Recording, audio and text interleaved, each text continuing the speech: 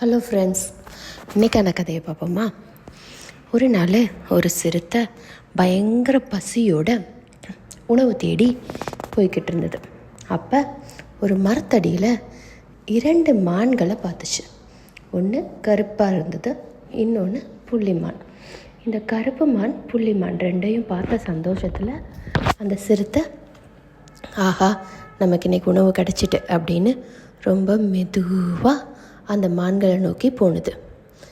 ஆனால் அதே சமயம் சிறுத்தை வரதை கண்டோன்னே அந்த மான்கள் ஓடத் தொடங்கின. ஆனால் இந்த சிறுத்தையோ எந்த மானை பிடிக்கிறது அப்படின்னு முன்னாடியே யோசித்து வைக்கல. ஸோ தனக்கான தேவை என்னன்னு முன்னாடியே யோசிக்காததுனால முடிவெடுக்க தயங்கி ஒரு நிமிஷம், சரி இந்த கருப்பு மானை துரத்துவோம் அப்படின்னு வலது பக்கம் போனால் கருப்பு மானை துரத்த போணுச்சு. ஆனால் அந்த நேரத்தில் கருப்பு மான் ரொம்ப தூரம் ஓடிடுச்சு. ஆஹா, இது பயங்கரமாக ஓடுற மானாக இருக்கே, நமக்கு பசி வேற, ஓட முடியலையே, சரி இடது பக்கம் போன புள்ளிமானை துரத்துவோம் அப்படின்னு இங்கிட்டு திரும்பி பார்த்தா புள்ளிமானை காணவே காணோம். அது அதுக்குள்ளே எங்கேயோ போய் மறைந்திருந்தது.